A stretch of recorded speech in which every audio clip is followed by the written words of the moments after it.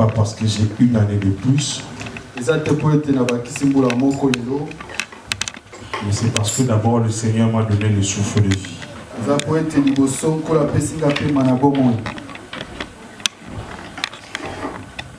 Quelque part la Bible dit, chaque matin l'Éternel enlève un méchant sur la terre.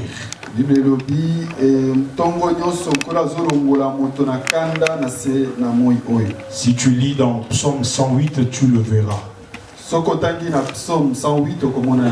Dieu dit chaque matin, sur cette terre, il enlève un méchant. Alors si moi je suis encore vivant et je respire jusqu'à cette heure, c'est que veut dire le Seigneur m'a fait du bien. Alléluia. Alléluia. Amen. Nous prenons nos Bibles, bien-aimés, dans Romains 13. Romains chapitre 13. Versets 11 à 13. Verset 11 à 13. C'est ça notre message d'aujourd'hui.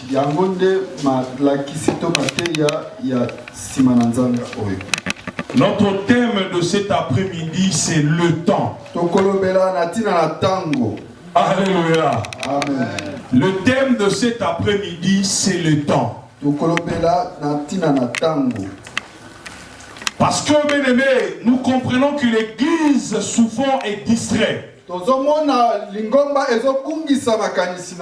voyons l'Église est en train de suivre de futilité. Nous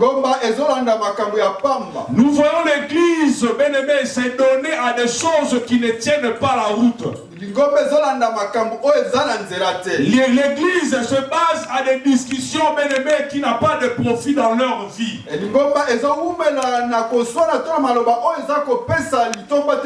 On est plutôt que l'église comprenne quel temps tu es en train de vivre dans ta vie.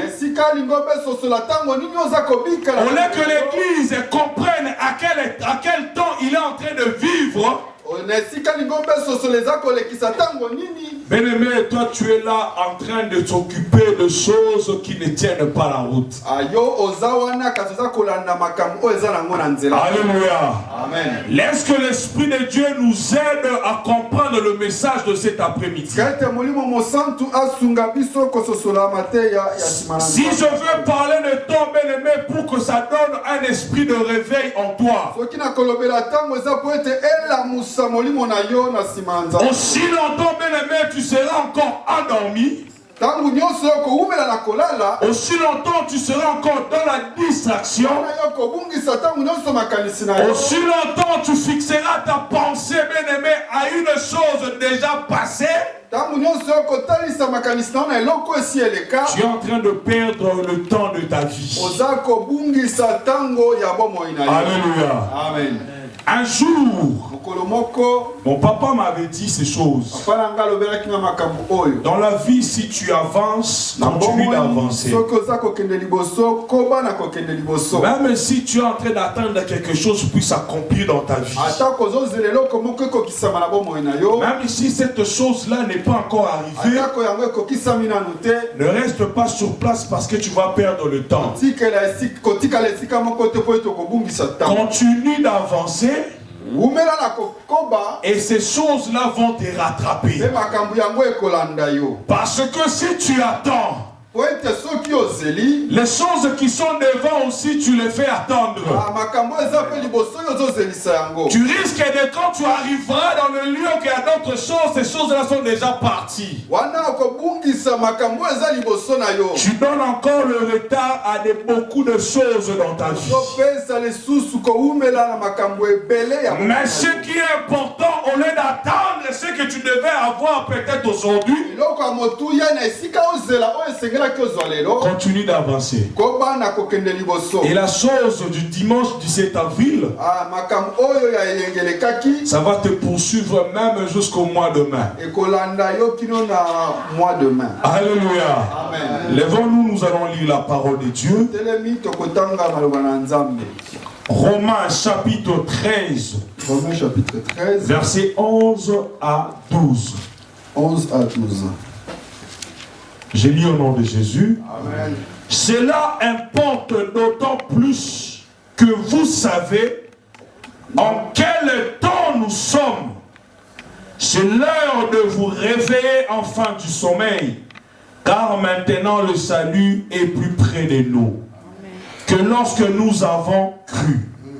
La nuit est avancée, les jours approchent. Dépouillons-nous donc des œuvres de ténèbres et revêtons-nous les armes de la lumière. Parole du Seigneur. Amen. Mettons-nous s'il vous plaît. Paul est en train à dire plutôt au peuple des Romains que vous devez savoir en quel temps nous sommes. C'est pour cela que je vais vous parler de temps, bien-aimé. Je vais illustrer beaucoup d'exemples pour que nous puissions comprendre le temps où nous sommes maintenant. Nous vivons dans une époque, bien-aimé, où le diable nous laisse aussi d'aller à l'église. Je veux que tu me comprennes parce que si tu ne me saisis pas maintenant, tu vas te perdre.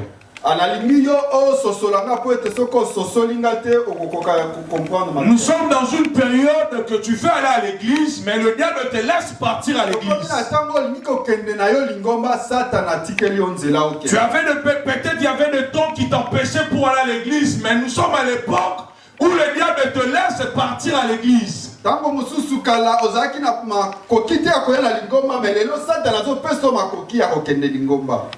Parce qu'il sait que dans l'église, tu as que 2 heures ou 3 heures du temps. Peut-être dans ces 2 heures ou 3 heures du temps, tu as encore 1 heure de distraction au sein de l'église. Mais au moins lui, il sait que de lundi à dimanche, il a plus d'heures qui peut te récupérer facilement. Il peut te laisser partir à l'église. Tu passes 2 heures, 3 heures du temps au sein de l'église. Mais quand tu vas rentrer à la maison, tu te lances, bien-aimé, dans des réseaux sociaux. Tu te lances, bien-aimé, à des choses, à des téléphones inutiles.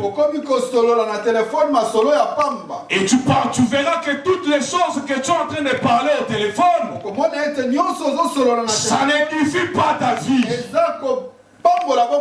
Si tu as dormi pendant 8 heures et tu as vécu pendant les 16 heures de la journée ou bien de la soirée, tu n'as que 2 heures ou 3 heures du temps que tu as parlé de Jésus ou tu as prié. 13 heures du temps, le diable t'a récupéré. Alléluia. Alléluia. Que je laisse les enfants aller à l'église. Mais quand tu vas sortir là dehors, je vais faire en sorte qu'une sœur dise quelque chose de mal sur toi. Ou soit une compréhension qui fera entre toi et ta sœur. Et tu vas t'emporter à ces choses pendant des heures et des heures. Tu oublies, au lieu de rentrer d'abord dans la prière, de comprendre quelle chose peut faire de mal dans ta vie. Mais toi, tu t'emportes encore dans ces futilités. Tu te mets à discuter. Tu te mets à penser des choses. Tu te mets à faire des calculs à la place des autres. Tu te mets à critiquer les autres. Tu te mets, bien-aimé, à dire des choses qui ne sont pas dignes. Tu as oublié peut-être encore le temps que tu devais rester dans la présence de Dieu. Alléluia. Alléluia. Je vais parler de la réalité qui se trouve au sein de l'église. Le dimanche passé, quoi que j'étais pas là, l'homme de Dieu, il a prêché sur l'histoire de Nathanaël. Alléluia. Nathanaël ne trouvait pas d'importance ce lieu-là Parce que, bien aimé, il était juste basé au passé de ces lieux-là. Alléluia. Mais déjà en Israël, déjà en Jérusalem, il y avait déjà quelqu'un. Mais comme lui, dans sa pensée, il pensait toujours que Jérusalem, c'est quelque chose d'inutile. Que dans la vie de Francis ou de Charlie, il n'y a rien de bon qui peut sortir. Et il continue à fixer ces choses dans sa tête. Alléluia. Ce sont des choses que nous vivons dans l'église. Alléluia. Est-ce que c'est Dieu, le Dieu de Didier, il fait encore des choses? Est-ce que le Dieu de Alain, il fait encore des choses? Est-ce que le Dieu de Constant, il fait encore des choses? Dans ta tête, tu as fixé tes pensées qu'au passé. Mais tu as oublié déjà que ces gens, ou dans ces lieux-là, il y avait déjà la visitation de Dieu.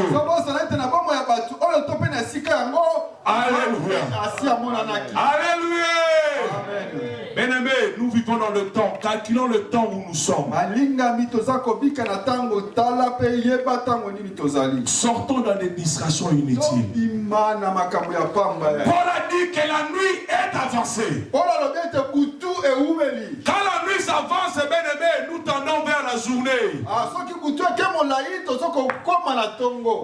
Un adage dit, quelle que soit la durée de la nuit, le soleil apparaîtra. Mais toi, tu vis toujours dans la nuit. Tu ne sais pas que nous tendons déjà vers 6 heures, vers 7 heures. Comme c'est pendant l'époque de l'hiver. Jusqu'à 7 heures, 8 heures, il fait encore sombre. 7 h 8 h toi tu penses qu'on est toujours la nuit. Alléluia. Ah mais non, moi déjà ces lieux-là, il n'y a plus d'important. Moi prier, je trouve plus d'important.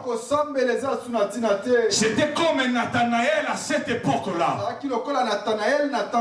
Mais il a fallu quelqu'un qui dise, un mois Nathanaël, viens et vois. Alléluia.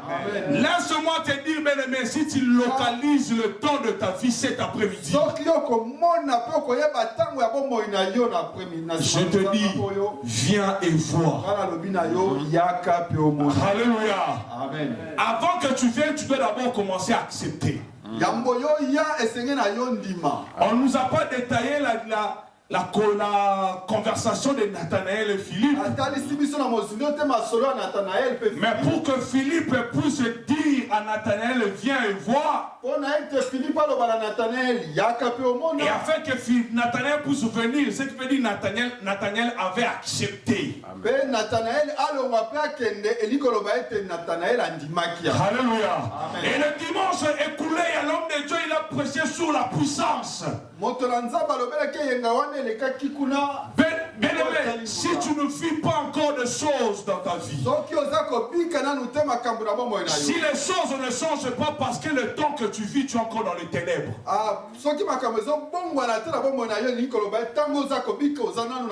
Alléluia. Imagine-toi, c'est ta propre maison. Et on est la nuit, tout il fait sombre.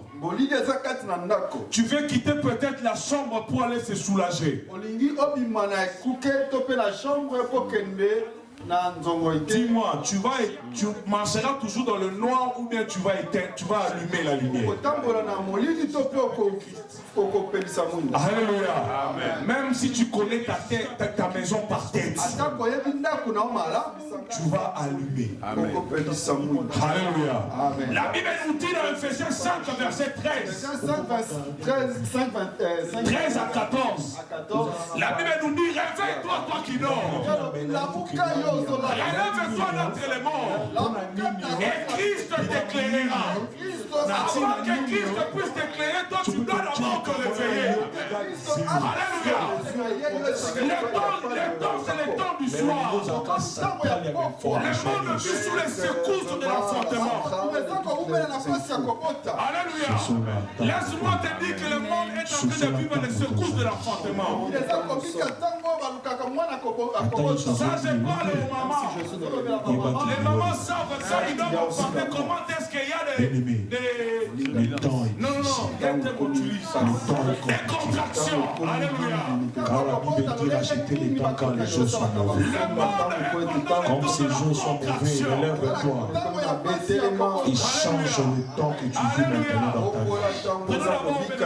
Ce n'est pas ton père ni ta mère. Ce n'est pas ta femme ni ton mari. Ce n'est pas les enfants. Ce n'est pas tes frères et sœurs. Mais c'est toi-même.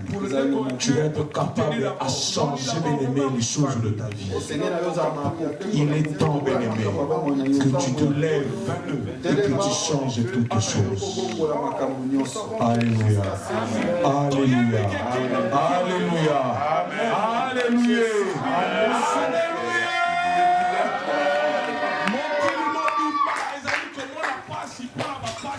Bien-aimé, je veux que tu comprennes ces choses et que tu les mettes en pratique.